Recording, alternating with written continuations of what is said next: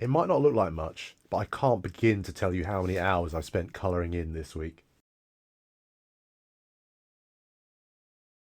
For context, this is the first watch that I bought that went on to be part of my actual collection, before I even actually thought about collecting itself.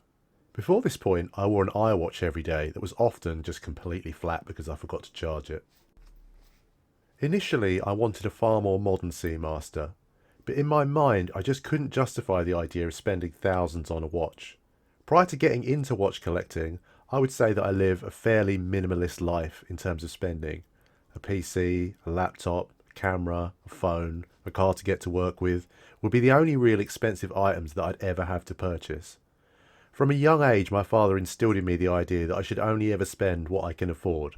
So I've never had a credit card or any line of credit other than a mortgage. That might seem like madness, but it's one way I've always kept myself out of financial trouble. So to go from that to spending thousands on a Seamaster just wasn't going to happen, but I desperately wanted to own one.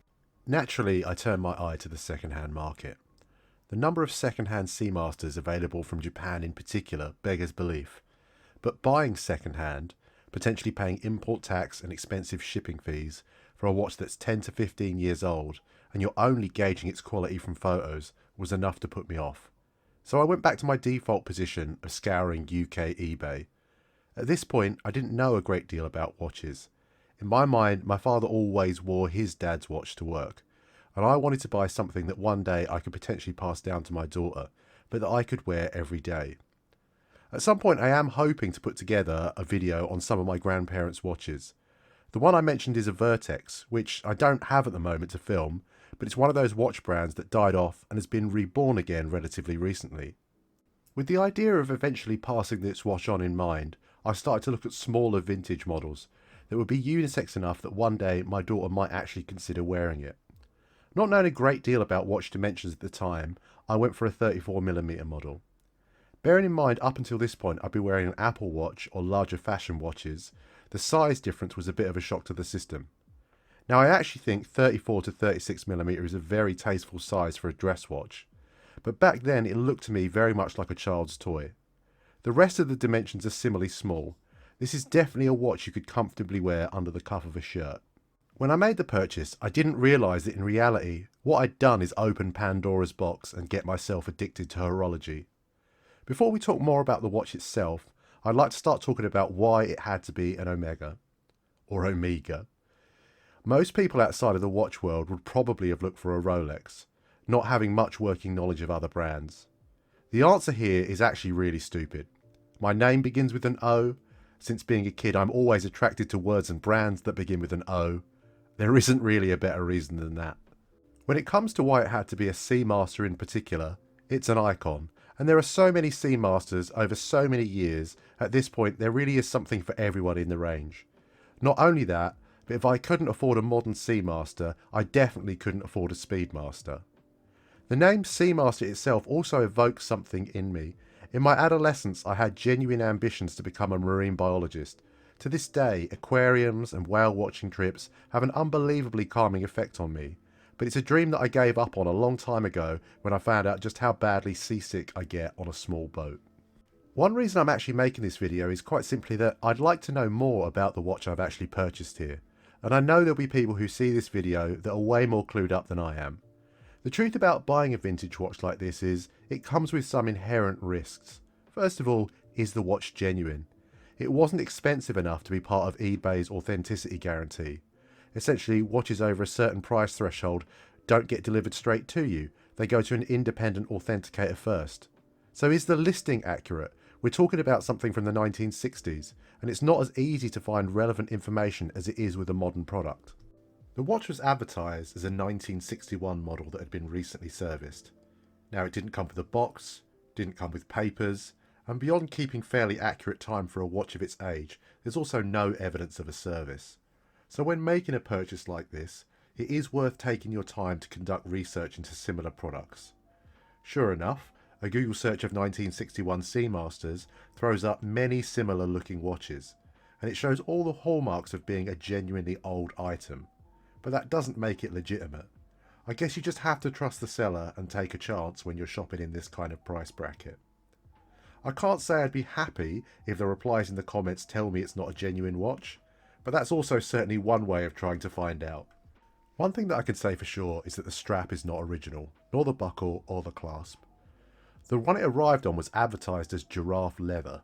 It definitely isn't, but that's the pattern it's aiming for. That went by the wayside very quickly, but when I purchased a new strap, I did move across the buckle and clasp, which bear the correct logo, even if I'm very doubtful they were company made.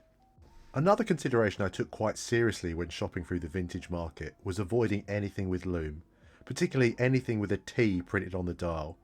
I realise now it's a very silly and uneducated thing to worry about, but this is before I started doing any reading or research on watches.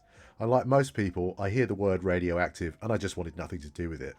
As you can tell from these shots, this model has no loom of any kind.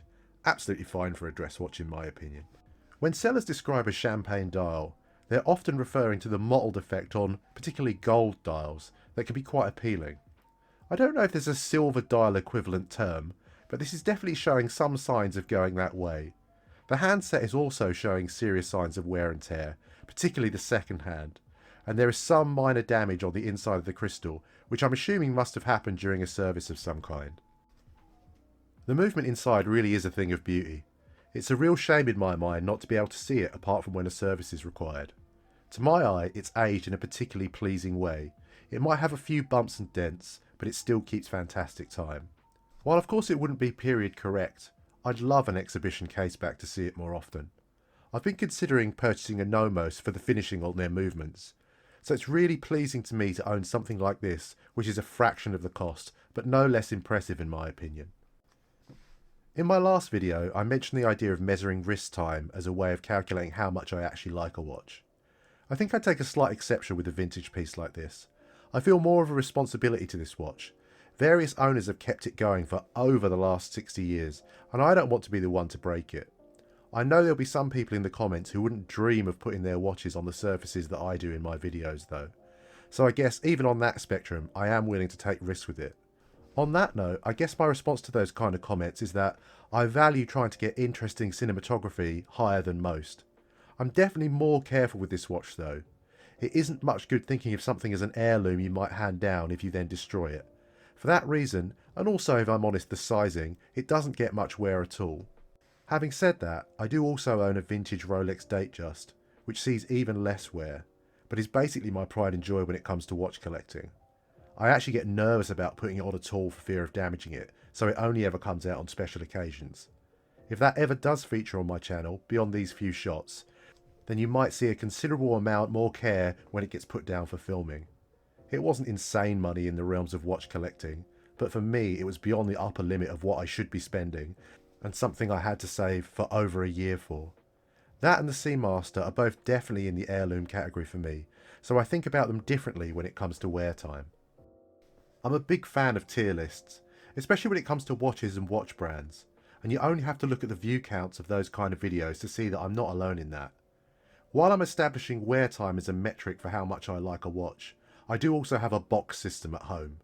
Essentially I have 3 watch boxes that sit on top of each other. Despite the low wear time, this piece has a permanent home in my top box.